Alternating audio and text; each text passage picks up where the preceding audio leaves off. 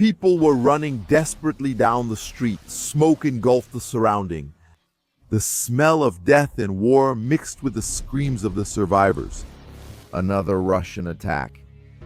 One among the many promised by President Putin as revenge for Kyiv's covert operations. Ukraine was hit at military bases and weapons factories, legitimate targets perhaps, if hospitals and streets weren't burning under the missiles. But the Ukrainians fought back, and the cycle of that endless war continued.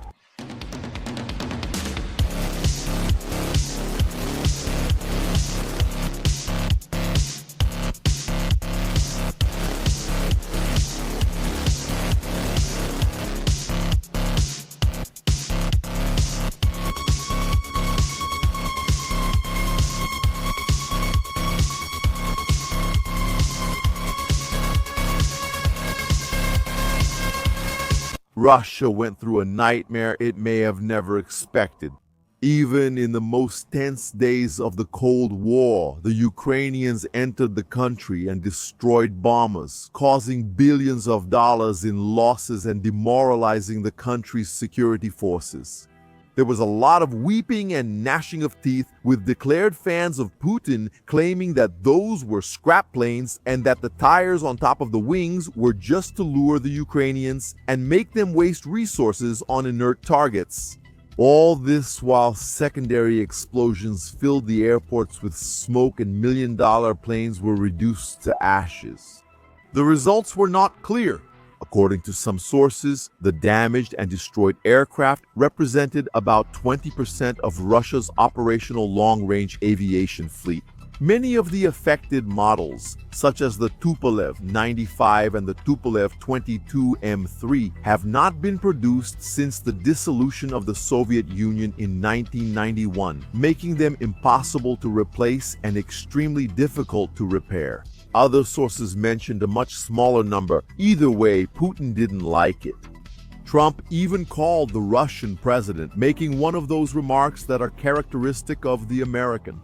Instead of appeasing, being diplomatic, or trying any other resolution, when the Russians said he would retaliate, Trump simply said, "They gave you a reason for it. Do what you have to do." And he changed the subject to talk about Iran, imagining that the Russians would act to end the Iranian nuclear program.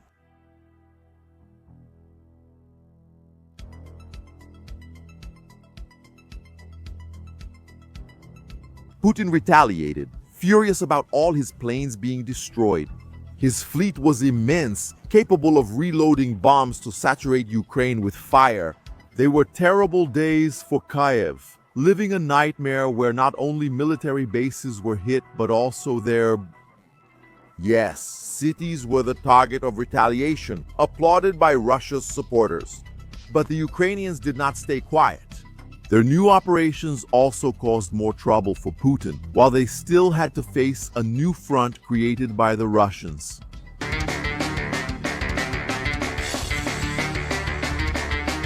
Putin declared that the Ukrainian operation against his bombers was a terrorist attack. Terrorist. One night before this event, almost 500 Russian drones and missiles had flown over Ukraine. A few days later, that same number was striking Ukrainian cities again, which was called retaliation against the terrorist acts of the Kyiv regime. Military targets were hit. The Bolshevik factory, which started producing 120mm mortars for the Ukrainian armed forces, was devastated by Russian destruction. Russian Su-34 planes took off from various air bases carrying the heavy, high-explosive aerial bomb 3000 bombs. Equipped with the Universal Planning and Correction Module device, Universal Planning and Correction Module, the free-fall bomb was turned into a guided glide bomb, launched by the planes more than 70 kilometers from their targets. A training center of Ukrainian forces was hit in Kupiansk.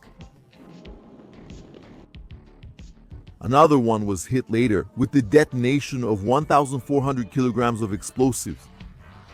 The Skander missiles were prepared to hit targets found by Russian drones and spies. A training center for Ukraine's 33 and 158 brigades was identified. The coordinates were entered into the computers that prepared the missiles for launch.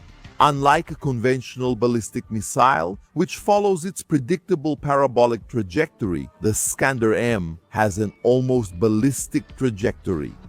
This means it performs active maneuvers throughout its entire flight, constantly adjusting its trajectory and executing evasive movements with overloads of 20 to 30 Gs. This extreme agility makes it significantly harder to intercept by anti-missile defense systems.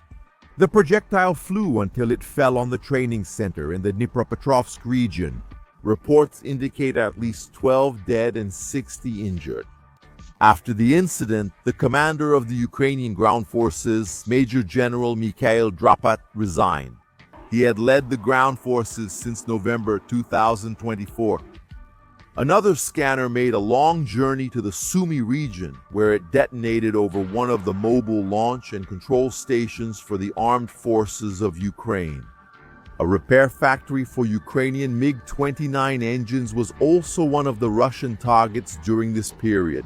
The Kut-101 missile unleashed its power on the site, even hitting a nearby hotel where athletes were staying. A Tu-22 M3 wandered through the skies until it reached the position where the signal was given for the crew to launch the Koch-22 cruise missile. The projectile followed its ballistic path and detonated on a platform in the Black Sea used by Ukrainian intelligence to facilitate drone attacks on the Crimean Peninsula. The Garant-2 kamikazes flew over Kyiv until they hit their targets. According to the Russians, they were military targets or ammunition depots in civilian areas. The Ukrainian government denied that all the fire and smoke came from those targets. A power generation plant was hit by a Kwan-101 missile. Images from the Ukrainians showed civilian buildings that were hit. But according to the Russians, these incidents only happened because Kyiv's own defense system hit the city, not the hundreds of drones and missiles sent by the Kremlin. The missiles were flying all over Ukraine. They cut through the skies at the same time others were already exploding in different parts of the cities above, Kharkiv, Ternopil, and other oblasts. All that was left for people was to watch as they saw the projectiles heading toward their targets until they turned into a great flash of fire. Buildings were burned, flames engulfed the homes of entire families. Explosions in the buildings spread terror among people who knew that the next night everything would happen again. Fear was present among Ukrainians of all ages, struck by the direct impacts on their homes or by the violent expansion of the energy from the explosions that destroyed everything around. On June 10th, the missiles hit the maternity hospital in Odessa. An emergency post was completely destroyed, according to the governor. Another night of disaster with civilians killed and infrastructure destroyed. When the sunlight broke, firefighters acted at the sites devastated by the Russian bombings. Ukraine, despite the Russian storm of fire, did not remain still during this process. The country was moving to take revenge for one of these explosions with increasingly innovative strategies.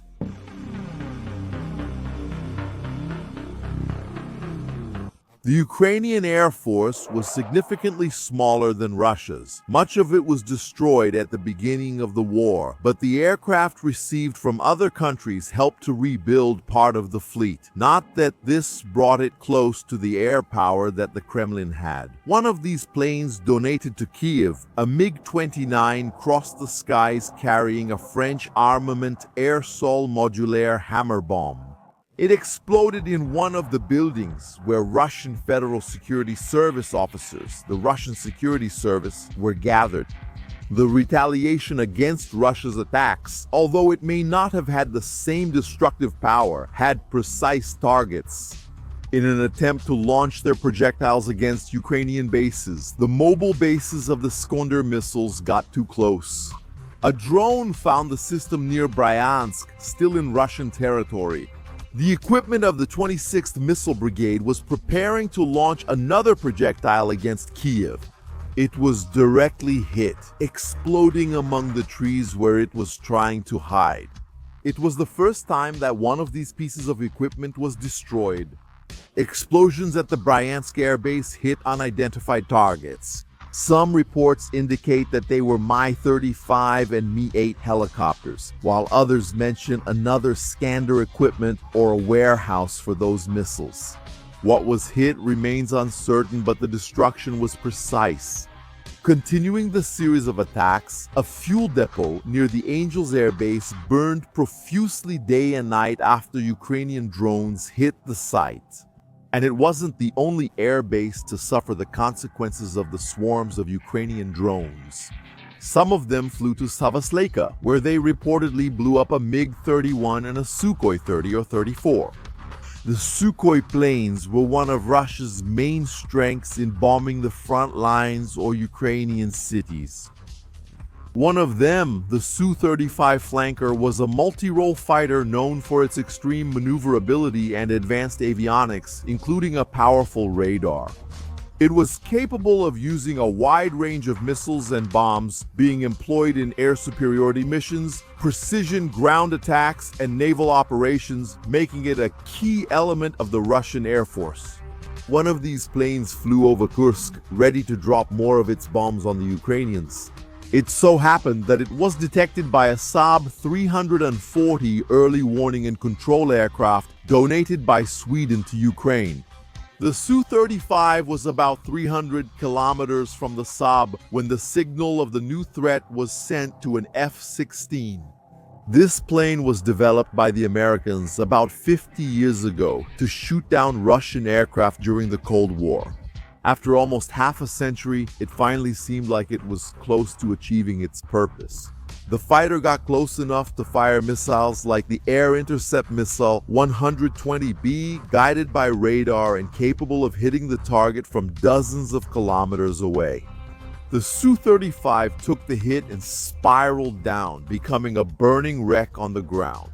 Some doubted the achievement of the F-16. Although the loss of the Su-35 was confirmed by the Russians, some said that in fact it was shot down by an S-200 system or by the Patriot. The Ukrainian long-range drones passed through several barriers in Russian skies, flying for more than 800 kilometers to the city of Cheboksary. The attack ended in an explosion at a Russian state institute specializing in the development of electronic warfare systems. Smoke rose from a visible fire after the drone impacts. It wasn't the only place on fire. The gunpowder factory in Kazan marked the sky with its own column of smoke, so dark and dense that it left a mark even for those who were far away. But a drone hit the Tambosa gunpowder factory. Meanwhile, the Ukrainian Air Force shot down as many Shahed drones as were entering its territory. High-caliber shots were fired from the ground to shoot down the kamikaze drones. The Irandoi's version of this Iranian drone could carry up to 90 kilograms of explosives. Costing around $30,000 to $80,000, they were capable of causing much more damage than they cost. Among so many drones, there were some that were just decoys to keep the Ukrainians busy with so many aircraft. In some locations, the Gepard was activated. The German system had 2 cannons, each with 320 rounds of anti-aircraft ammunition. The equipment aimed at its targets, firing illuminating rounds to take down the threats. But those threats coming from afar against the city were not the only problem.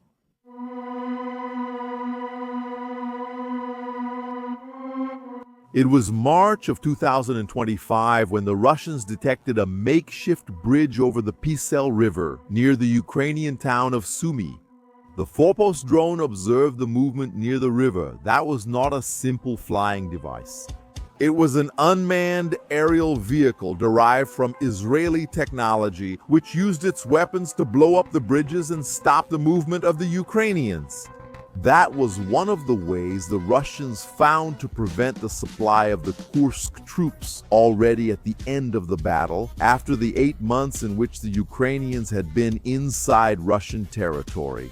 Shortly after, the Skander missile followed its calculated trajectory to destroy a Bukom-1 air defense system also in Soma. In a short time, the Russian troops were already leaving Kursk to enter Ukrainian territory. The signs of battle were evident on the roads. Dozens of destroyed pieces of equipment were scattered around, some with charred corpses still inside. The Russian paratroopers used as one of their main strategies to put their squads on ATVs and try to create footholds. Drones from the 36th Ukrainian Marine Brigade began dropping grenades to stop them. Artillery blew up the houses in the village, while kamikaze drones hit the Russians as they got back on their ATVs. They couldn't get far. The kamikazes exploded over the vehicles, leaving the men groaning on the ground. Some soldiers too weak to move were finished off by kamikaze drones. Those who managed to run to the shelters were chased by artillery until nothing was left. Russia invested heavily in the region. The Skander missiles were bombing any gathering of Ukrainian troops. $3 million was spent on each projectile that exploded over the Ukrainians. The advances were deepening. The detected Ukrainian defenses suffered even more attacks from kamikaze drones. The number of Kremlin troops increased, gaining more ground.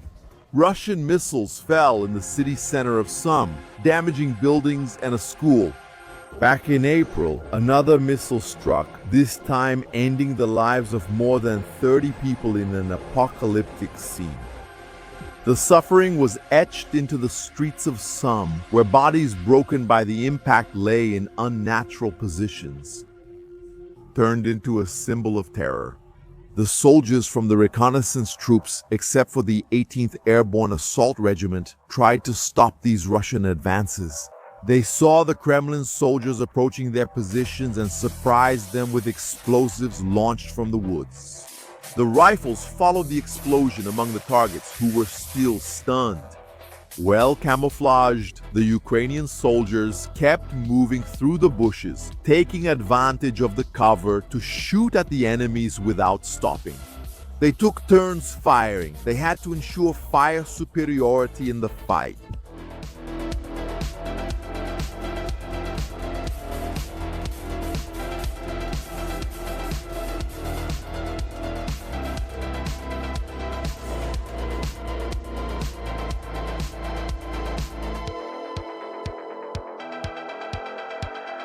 By keeping the Russians pinned down and constantly taking turns firing, they could return to cover to reload, coming back with grenade launchers and more ammunition for the rifles. After stopping the assault group, the Ukrainian soldiers withdrew. Russia advanced during those days, gaining territory on yet another front in the country. There were rumors that more than 50,000 troops would be deployed to the region, with the goal of gaining fire control over the city of Sum. It was yet another death zone created, another one of Ukraine's great battles, where more lives would be placed under the random fate of war to decide who would live and who would die.